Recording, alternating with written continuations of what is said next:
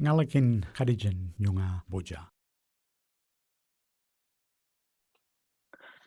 Hello everyone, welcome to the final lecture of the signal processing. Currently, we are in the week 12, which is the final week of the semester. And so today we are going to give the revision lecture. So for helping you to prepare the upcoming final exam. At this moment, we have done the marking of your class test 1, class test 2, and the lab 1. So you should be able to check all these marks on MS. Regarding the lab 2, because we finished the lab 2 in week 9, so we need some time to finish marking. So hopefully by this Sunday, you will be able to see the marks of your lab 2. For the class test 3, last Friday, we finished deferred class test 3. And the marking starts from today, so Monday of the week 12.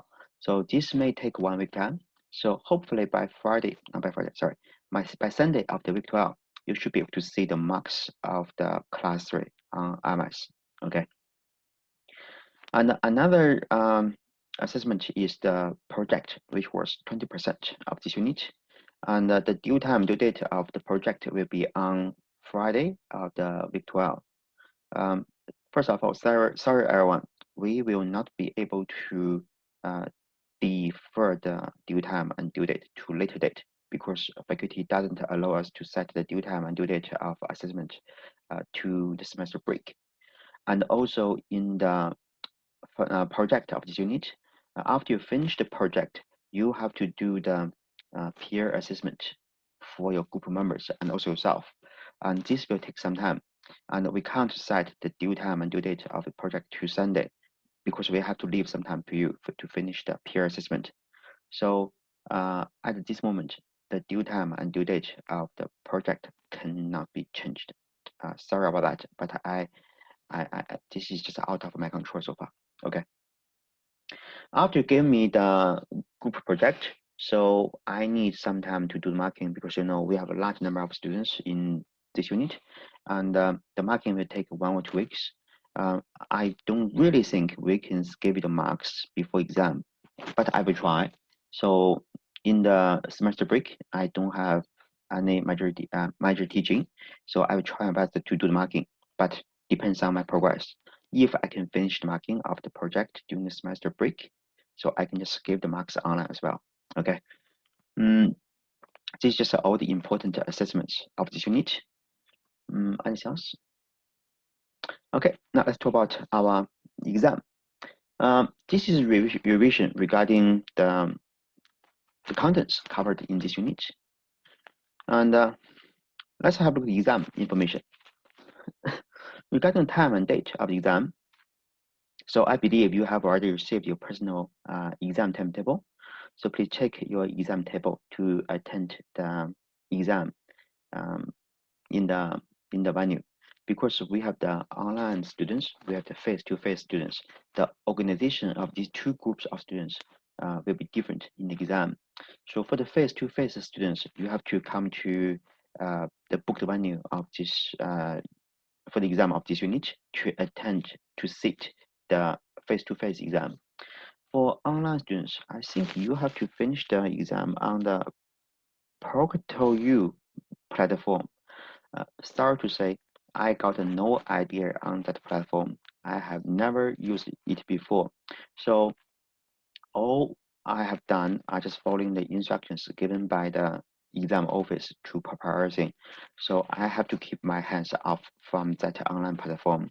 So regarding the how to use the online platform for the exam, I think you need to follow the instructions given by the exam office. Also follow the instructions given by your exam invigilators. Okay. Duration for test for the exam will be 2 hours, and the weight of the exam will be 40%. And this exam will be a closed book assessment. So I think this is the major change from our class test. I understand that. The reason of this closed book assessment is, first of all, exam office required me to use the closed book assessment. Secondly, in past years, except last year, so the exam of this unit was always using the closed book format. Okay, and I know this format, this style of the closed book assessment is different from our class test, but this thing is out of my control, so we have to follow the instructions given by the exam office. And closed book assessment means in the exam, you are not allowed to use any personal notes, unit readers, the lecture slides, your tutorial and the tutorial solutions. All this documentation and materials are not allowed to be used in the exam. So in other words, you only yourself and some like the pen, the eraser can be used in the exam only. And we are going to give you the exam paper and the formula sheet. The sample formula sheet will be given on LMS under the final exam folder. So you can just go to LMS, go to the main page of the 4404 signal processing, and then go to the contents folder. And then you will be able to see a green color folder with the label of the final exam information. By going into that folder, you should be able to check out the sample formula sheet. That sample formula sheet will be the same as the formula sheet you will use in the exam. Okay. And I heard one information that is for the online students. As I know, you are allowed to print out that sample formula sheet before the exam and bring it into your online exam, and your invigilator will check your formula sheet before the start of exam. But everyone, this is just one unofficial information I heard. Please double check with the exam office or the EMS student office. This information is not confirmed, and I cannot confirm it for you. Okay, and also you need calculator in the exam. Okay, so make sure you have the approved calculator with you when you sit in the exam. In the exam paper, there are in total 6 questions. The total mark will be 100 marks. But this 100 marks is just marks of the test exam paper. The weight of the exam will be 40% in this unit. And we require you to show all your works. And if you sketch something, please label all the necessary details in the sketching so that we can give you the marks. Okay. And please keep 3 significant digits in numeric answers. Okay, this is just general requirements regarding the exam. The contents of the exam. In the unit reader, we have in total 8 chapters. Chapter 1, Chapter 2 are pretty fundamental. It's just about random variables, and Chapter 2 is about the random processes. And in the later chapters, Chapter 3 is a general review chapter about all the contents in this unit, including the adaptive filter, some signal estimation, spectrum estimation. So it's just general review chapter in the unit reader. So don't worry about the Chapter 3 too much. Chapter 4 is about the optimal linear filter, and that is important. So Chapter 5, 6, 7, and 8 will not be covered in the exam. So Chapter 5 is about the Kalman filter. Chapter 6 is signal modeling and spectrum estimation. Chapter 7 is about adaptive filters. Chapter 8 is related to the least square filters. Okay, so Chapter 5, 6, 7, 8, these 4 chapters will not be covered in the final exam. The reason is for all these contents covered in the Chapter 5, 6, 7, 8 will require you to do some iterations, like Kalman filter, adaptive filter stuff. So all this calculation will be very complicated, and it's not very convenient for you to do the questions. It's not convenient for me to do the marking. And most of these cases will be run on computer. And in our lab 2, as well as the project, we have already using these 2 assessments to cover the contents of the Chapter 5 to Chapter 8. So this part of contents will not be covered in the exam again. Okay. So in other words, you just need to worry about 3 chapters. Chapter 1, random variables. Chapter 2, random processes. Chapter 4, the optimal linear filters. So now let's quickly have a look at the contents of them. Again, everyone. So in this revision, I can just list some some key notes regarding contents given in these chapters. This revision slides is not able to cover all the contents in the chapter 1, 2, and 4. You still need to go back to your lecture slides, Unity Reader, tutorial solutions to go through all the contents of these 3 chapters. Okay, so here for me, I just quickly go through some important steps or factors. Okay, in the chapter 1, we studied the random variables. So like the definition of the random variables, so the CDF function, PDF function, and PMI function. And in the following discussion, so we divided the cases into the single random variable case, 2 random variables cases. The third one is the vector of the random variables case. Okay, the 3 cases. For the single random variable case, so we started the conditional distribution function, the conditional density functions. So it's just about the distribution subject to some conditions. Okay, and the total probability and the Bayes theorem.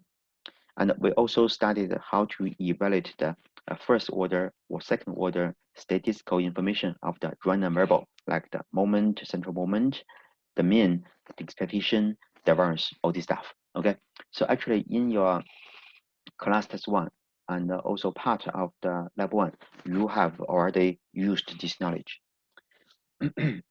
And also we introduced some common types of the random variables. I think in the lecture of the chapter 1, we introduced 3 continuous time random variables, and we also introduced 3 discrete type random variables. So these details are given in the lecture notes and also in Reader. Okay. And for the chapter 1, there's another important thing is regarding the function of random variable. That means if you have 2 random variables, x and y. Regarding x, you know the CDF, you know PDF, and we also know the function or the relationship between y and x. So for example, in this slide, you can see y equal to gx. So based on the knowledge regarding the CDF and the PDF of the random variable x, plus the y equal to gx function, so we want to determine what is the CDF and the PDF of the random variable y. So this stuff is not very hard, but I suppose after this long time, you have already forgotten some details. So try this out, please. Okay. And keep going. The second case in the chapter 1 is about 2 random variables case. So we call that as joint random variables. So we have the joint CDF, joint PDF, and marginal PDF, conditional PDF, and also the second order information, first order information, so moment, central moment, the mean, expectation. So all this stuff. Okay. But in the in this case, in the joint random variables case, I think we need to notice the covariance, correlation, and the correlation coefficient calculation stuff. So because in the later chapters, for example, in the chapter 2 and chapter 4, this part of covariance, correlation, correlation coefficients are frequently used in our calculations. You must be good at this. Okay. Important properties like the orthogonality principle and like the uncorrelation independency relationships. So now I think you should be good at this because you have used them many times. Next one, conditioned event probabilities, total event probabilities. That should be easy topic. And the conditional expectation, the mean of the gy given x equal to something. So x is the random variable. Capital X equal to lower x means regarding this random variable x, we can observe its value, which is lower x. Based on this one, what is the conditional expectation of gy? What is the mean of gy? This stuff, okay? The total probability of gy something. The jointly Gaussian random variables. So regarding this one, we have some how to say that? A long formula. We have a long formula. So I do think we have that formula regarding this joint Gaussian random variable given in the formula sheet. So I want to have a quick look on that. So I think we have the formula given.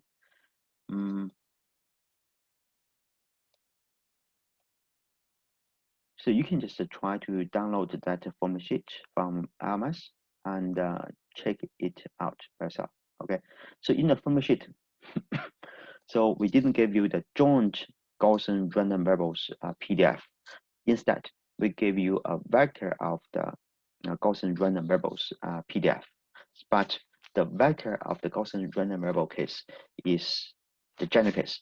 When you set that there are only two Gaussian random variables in the vector, that is the joint Gaussian random variables case. Okay. But this is about the two random variables cases. Next one, a vector of the random variables. So in this case, we just need to know how to evaluate the multivariate joint distributions and the probabilities, marginal PDF and conditional PDF. I think that's pretty simple because it's just doing the integration of the joint PDF with respect to one particular or to, multiple particular random variables from this vector to evaluate the marginal one. Okay, should be easy. And the conditional PDF can be derived by using the joint PDF of all the random variables in this vector with the marginal PDF. Okay. Next one, independency and expectation, correlation, and the covariance matrix. For this part, I think we need to understand how to calculate the correlation and covariance matrix for a vector of the random variables. This correlation and covariance matrix are not just the correlation and covariance for a single vector of the random variables, because you may have two vectors of the random variables. You must be able to work out what is the cross correlation, what are the cross covariance matrix between the two vectors of random variables. Okay. And next topic is about the linear transformation of the random variables. So this part is related to how to determine the transformation matrix A so that one vector of the random variables can be converted to the other one. And regarding this part, so for the X, it could be uncorrelated vector of the random variables. This has some features, and then how to do that. And the other case is we want to use the transformation matrix A to convert a general vector of the random variables to uncorrelated vector of the random variables. So what are the features? So in our class test 1, I think we have one question related to this issue. You may refer to that solution I uploaded online. Okay, and also I think in the tutorial part we have some issues on that. And let's keep going. So next part is expectation covariance matrix of Y, cross covariance between X and Y, cross covariance between X and Y. Yeah, just let's see here. Transformation from or to an uncorrelated random vector. So we have mentioned this one. Okay. And let me check. Very last part of the chapter 1 is including some other topics like the IID distribution, central limit theorem, and also some estimators like the MAP, so maximum a posterior, and ML, so maximum likelihood, and MIC, the mean square error. These different estimators. So what are the important formulas of them? So in our formula sheet, and have a quick look. The MAP, ML, and the minimum mean square error estimator formulas have already been given. So you can refer to the formula sheet to see if you can understand them or not. If you have already forgotten something, please go back to the lecture video, the slides, or the YouTube reader to just review this part. Okay. And then orthogonality principle, I think this part is fine because in the chapter 4, when we studied FR filter and IR filter, we have used this principle many times. Finally, what is the general linear estimations?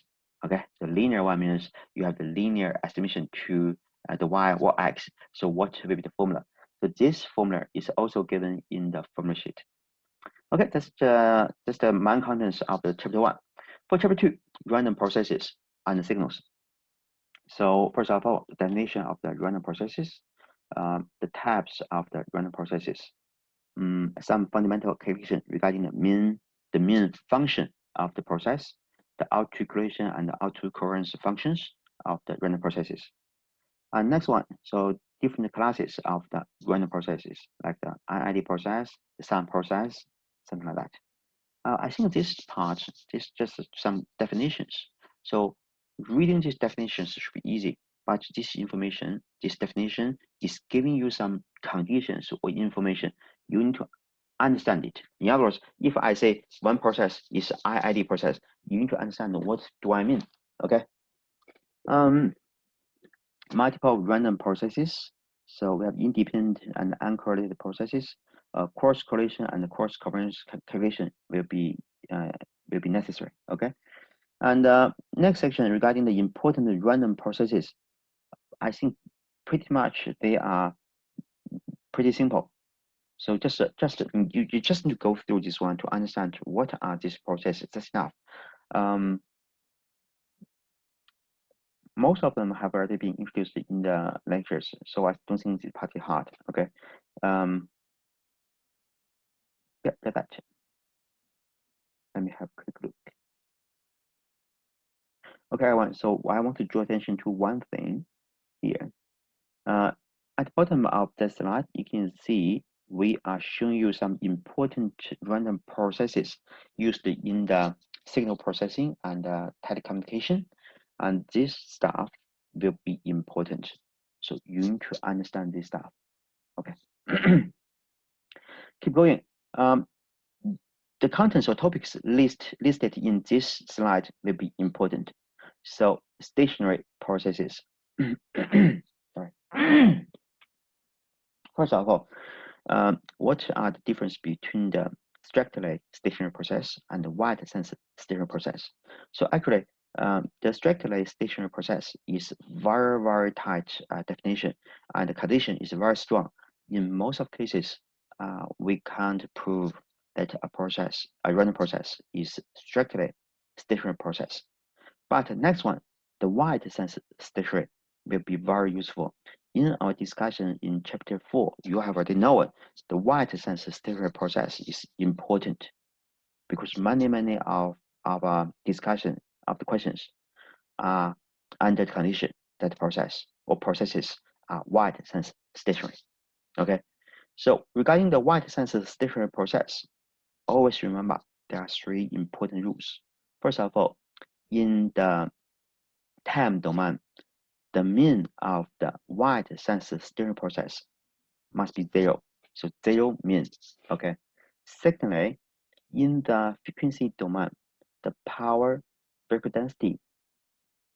Okay, I think I gave you wrong thing. Sorry, my fault. I'm talking about the next topic. Okay, for the wide sense stationary, there are only 2 important things. Sorry, my fault. The first one, for the wide sense stationary process in the time domain, its mean function should be a constant. So we call that as independent of time. Okay. Secondly, regarding the autocorrelation, still in time domain. Okay, the autocorrelation of a wide sense stationary process is depending on the time difference tau only. It doesn't depend on a particular time instant or time step. So like T1, T2, no, not like this way. So the autocorrelation of the wide sense stationary process depends on the time difference between 2 time steps. Okay. Okay, this is regarding the wide sense stationary process. Next one, we have said the properties of the autocorrelation function of the wide sense stationary process, right? This part done. Gaudicity and time average. I think this topic is not very important. Next one, the response of the linear systems to random signals. So in time domain, what's the mean of the output process, the cross correlation between the input and output processes. So you need to be able to calculate this stuff and this stuff, okay? And also, what is the autocorrelation function of the output process? Okay. Next part, in the fixed domain, so we need to understand how to calculate the power spectral density from the autocorrelation function of the white sensor steering process. Okay, the properties of the power spectral density, and some examples. For these examples, they are just examples. So if you understand how to do the Fourier transformation between the autocorrelation of the signal to the power spectral density of the signal in the fixed domain, so you understand how to do that. Okay. The energy and the power. So how to determine if the signal is energy type or power type. Okay. Finally, the coarse spectral densities is a small calculation. Okay, just that. For the Gaussian white noise, okay, this is a regarding the white noise, we used a long time to discuss the features. The three important properties regarding the white noise are, first of all, in time domain, the average or the mean of the white noise is 0. Secondly, for the white noise, in the frequency domain, the power spectral density should be a constant. Thirdly, we go back to time domain. So the autocorrelation function of the white noise in the time domain should be one impulse. Okay, the height of the impulse should be equal to the variance of the white noise. Okay.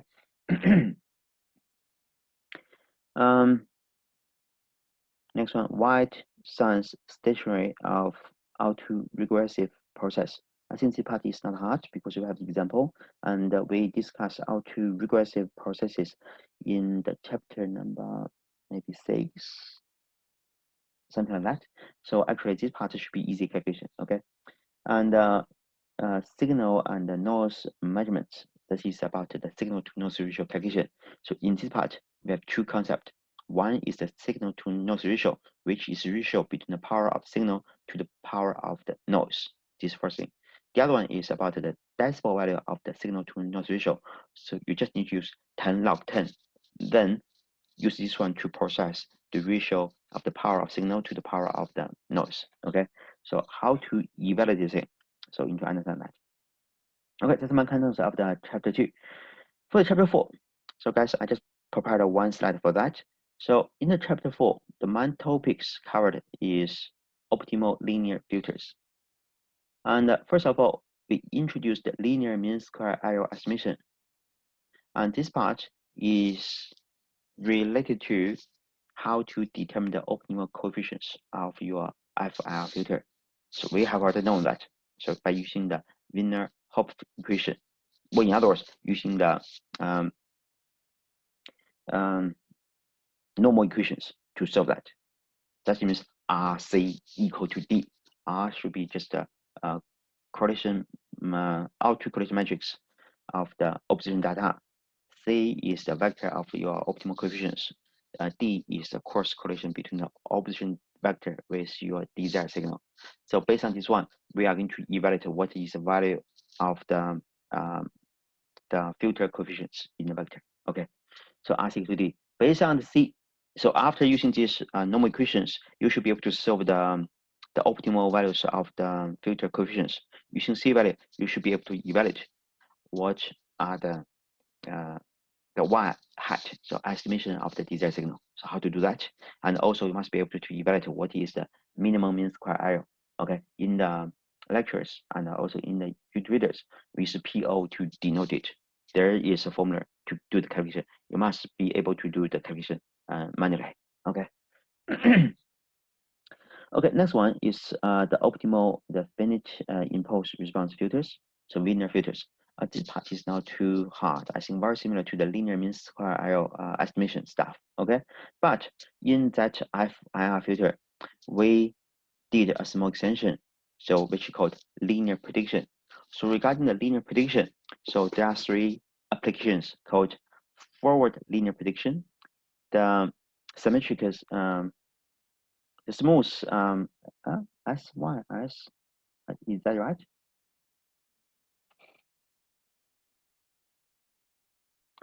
So guys, I think there's a typo here. So this is not the SYS, this is the SLS. So symmetric linear smoother. Okay, please just correct this one. So SLS. Okay, so symmetric linear smoother, and also the BLP, the backward linear prediction, and the important properties of them. So regarding the linear prediction, so of course that is also based on the Wiener-Hopf equation, but remember we have a convention used in the negative sign is added into the Wiener-Hopf equation. So RC or RB or I, whatever. So RC equal to negative D. This is first thing. Secondly, regarding the linear predictions, so both observation data and the desired signal must be within the same sequence or same random processes. Okay, and also between the observation data and the desired signal, there must be no gap, no space between each other. Okay, and there are some calculations regarding how to determine the optimal coefficients of the filter, and based on the optimal values of the filter coefficients, so how to produce the estimation and how to evaluate the MMSE, so minimum mean square error, the PO stuff. Okay. And finally, the very last topic in the chapter 4 is about IIR filter, so infinite impulse response. This part is a bit hard because we have two cases in this section. One is a non-causal IIR filter, the other one is a causal one. Non-causal IIR filter is okay, not very hard. So because we can just do the Z transformation and finish the analysis to derive the optimal coefficient function of the IIR filter. That's okay. But regarding the causal IIR filter, that will be a little bit harder because regarding the causal IIR filter, regarding summation, so in other words, regarding the observation data, we start from 0 up to positive infinity. So that is indicating you have the past information only. If you have the past information only, so the observation data is not covering the whole time range. So we are not able to conduct the Z transform. So for the causal IIR filter, you have to divide it into two sub-modules and then do the process to get result. This part is hard, but important. You must understand the details about the causal IIR filter, and you must be able to do the full calculation. Regarding the causal IIR filter, in the UnityReader, there is one important and very good example. I think that is example 4-4 and 4-5, something like that. So please check it out and make sure you understand all steps. If you have such questions in the exam, you must be able to finish it quickly and correctly. Okay, so everyone, this is just all the information regarding the contents of this unit, and we have finished our revision of this unit. I'm going to upload all the necessary documents and files to RMS, including this revision slides, including this recorded video, the sample formula sheet, plus one sample exam paper, which was from 2018. So I think this information should be sufficient for you to prepare the exam. And if you got good mark in the final exam in this unit, so I suggest you to go through the contents of these 3 chapters. To say truth, because we have already narrowed down the contents to only 3 chapters, so the contents are not too much. Plus, you have done the class test 1, class test 2, and class test 3. So these 3 chapters, these 3 class tests are all related to these 3 chapters. So you should have already reviewed some knowledge, and what you can do in the preparation of the exam is just to pick up them again and put everything back into your brain. And even got good marks in the exam of this unit, I suggest you to go through the contents of these 3 chapters from the lecture slides, from the UnityReader, and even to do some practice. So please try the tutorial questions out. Plus, we have the class test papers available for this semester. So test 1, test 2, test 3, and solutions. So for test 1, test 2, the solutions have already been online. For test 3, I'm going to put the solution online very soon, so within this week. And we also have the past year class test paper. So before the class test 1, I put one sample test paper online. Before test 2, test 3, you all got the sample test paper. So using these test papers to help you to do the revision as well. Finally, tutorial questions. The tutorial questions are important. So because all these tutorial questions can help you to understand the contents of these chapters. So you still have some time, at least 2 weeks to go. So please try them out and make sure you understand the questions and solutions for these 3 chapters. Okay. So I think this is pretty much everything for the revision. By the end of the semester.